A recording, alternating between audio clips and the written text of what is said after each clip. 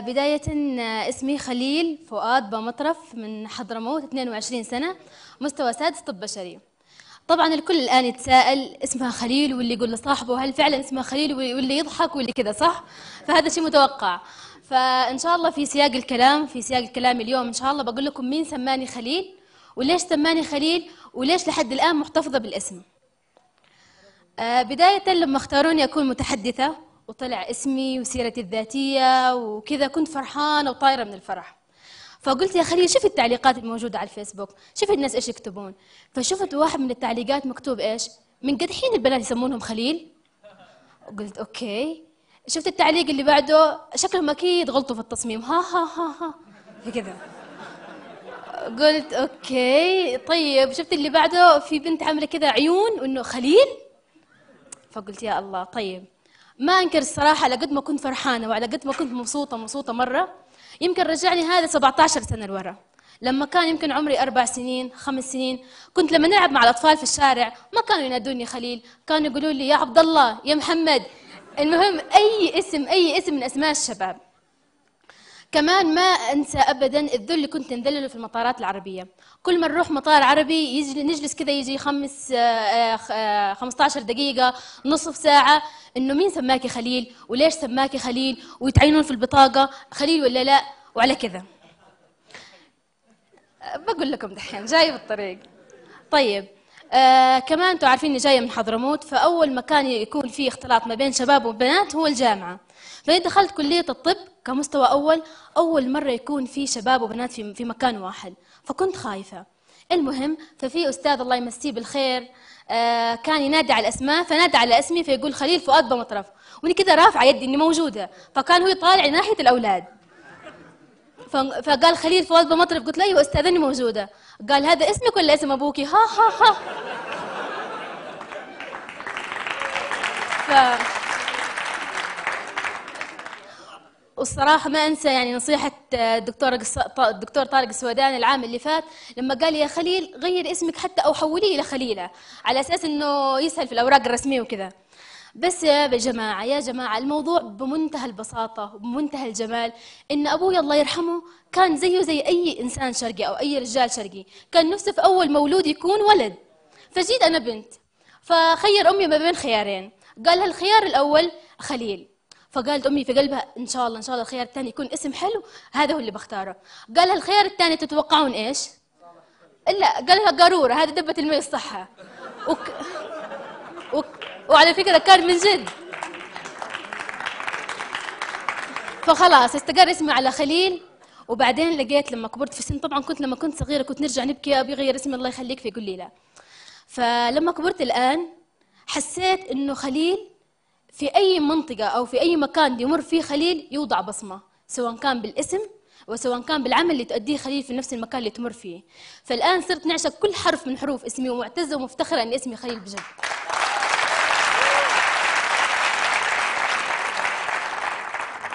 هذه صورتي أنا وأبوي الله يرحمه، كان شكلي غريب شوية وأنا صغيرة.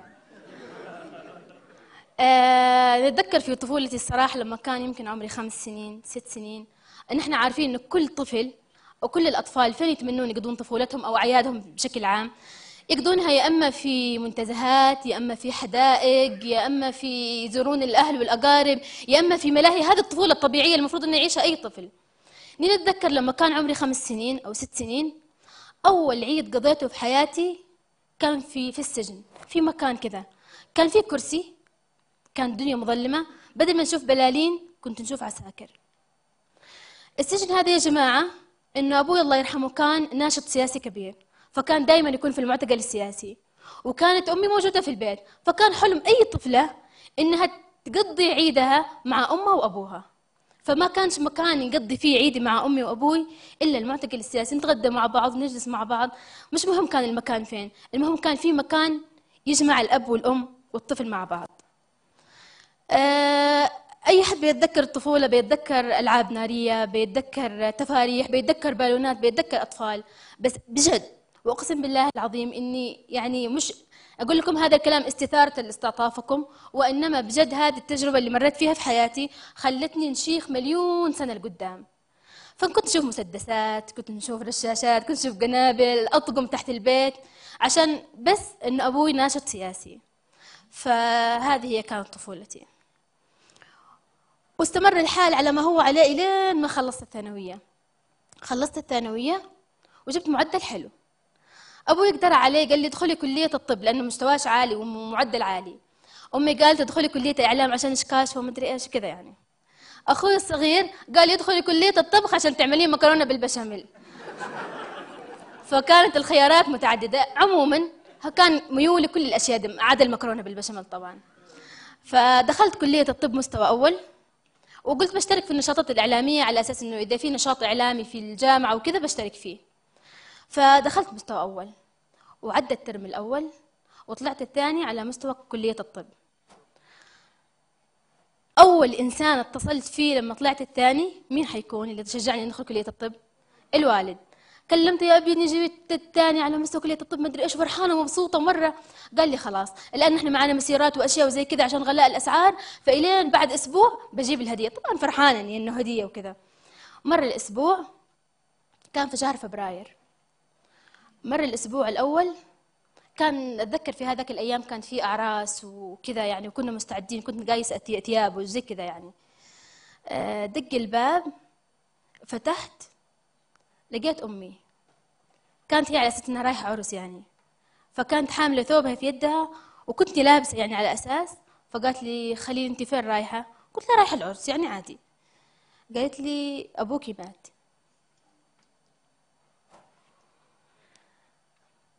لأي إنسان يعني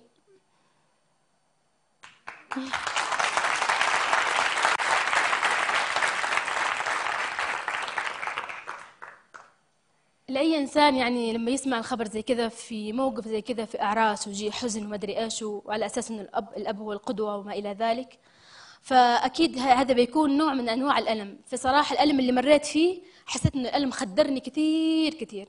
مستواي الدراسي تراجع بشكل غير طبيعي، فكنت ننجح يعني على القد، وحسيت نفسي كذا يعني مش طبيعية بالخالص. فجلست يمكن أسبوع أو أسبوعين ما فيش دموع ما فيش أي شيء، على أساس ما أدري، بس نحس الألم خدرني بجد لحد إني ما حسيت نفسي ما نحس بولا شيء. مرت يمكن 6 شهور 7 شهور وأني نفس الحال يعني رايحة الجامعة وجيت إنه نجحت وما نجحت، كان الموضوع طبيعي جدا. إلين ما في إنسانة عظيمة ساعدتني، إنسانة هي نعتبرها الملهم الأساسي اللي في حياتي اللي هي أمي. جاتني فرصة في صنعاء إنه أحضر تدريب تابع لشبكة تثقيف الأقران الشباب أو Youth Peer Education Network أو يسمونها واي بير. هذه الشبكة معنية بالتثقيف عن طريق الترفيه في مجالات الصحة الإنجابية، المهارات الحياتية، الزواج المبكر والصحة الإنجابية بشكل عام. رحت صنعاء وأخذت التدريب وكنت فرحانة وجاية الحضرموت. الآن جاية المجتمع شبه ريفي، تحكم عادات تقاليد. يعني لما أنا بتكلم عن ختان الإناث هذا يعتبر، لما بتكلم عن الأمراض المنقولة جنسيا هذا موضوع مش سهل. لما بتكلم عن وسائل تنظيم الأسرة واستخدام وما إلى ذلك هذا بيتطلب مني جهد وعناء كبير عشان نخرج على الحقل يعني ونتكلم في الموضوع ده. فبرضه عشت مرحلة صمت طويلة طويلة. وبعدين جاتني فكرة، قلت يا خليل مش لازم يعني تكتبين محاضرة مثلا أو توعية أو تدريب عن ختان الإناث، اكتبي مثلا تدريب عن صحة الأم. ففعلا أول ما بدأت في منطقة اسمها الشحر، برضو منطقة ريفية تعتبر، كتبت صحة الأم. لقيت كل الأمهات جان. ومن صحة الأم دخلت إلى ختان الإناث، إلى الزواج المبكر، إلى وسائل تنظيم الأسرة بكل أريحية. حسيت الطاقة اللي كانت داخلي من طفولتي والطاقة اللي كانت والألم اللي كان مخدرني وتعبني، حسيت إنه بدأ يتفرغ شيء شوية شوية شوية شوية شوية شوية. فانطلقت بشكل غير طبيعي، رحت المدارس، رحت المعاهد، رحت الجامعات، رحت مراكز تحفيظ القرآن، ودخلت حتى إلى المساجد والمناطق الريفية والجامعات. فسويت أشياء كثير كثير. طبعا هذا أبوي الله يرحمه. فبعدها إلين 2008 أغسطس تم اختياري كأول رئيسة شبكة تثقيف أقران شباب على مستوى الجمهورية اليمنية.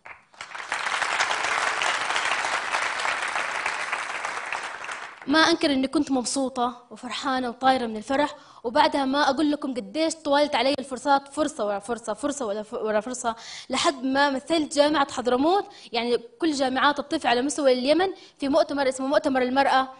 كنت اصغر متحدثه تتكلم عن اتفاقيه حقوق المراه وما الى ذلك وزي كذا. واخذت تدريبات كثير مع الدكتور طارق السودان، واخترت كانه اعلى ثاني مستوى ابداع على مستوى اكاديميات الدكتور طارق، ومثلت اليمن دوليا كثير من المحافل يعني. واخيرا قبل 3 ايام اختاروني كاكون سفيره لروى في الجمهوريه اليمنيه. بشكل عام الموضوع يا جماعة مش إني جاية نستعرض عضلاتي ولا نقول لكم إني اخترت وكنت، لكن حققت ما يسمى في داخل نفسي بما يسمى بالسلام الداخلي، ابتداء من الفكرة والانتباه، وبعدين الصمت، مرحلة الصمت ومرحلة الإنجاز. إني ما بقول لكم إني امرأة خارقة ولا أحسن امرأة في العالم ولا أكثر امرأة عملت إنجازات وما إلى ذلك، لكن بجد من الطفولة اللي مريت فيها واسمي وما إلى ذلك والمجتمع، حسيت نفسي إني سويت بصمة معينة في الحياة. هذا هو بس. والسلام عليكم ورحمة الله وبركاته.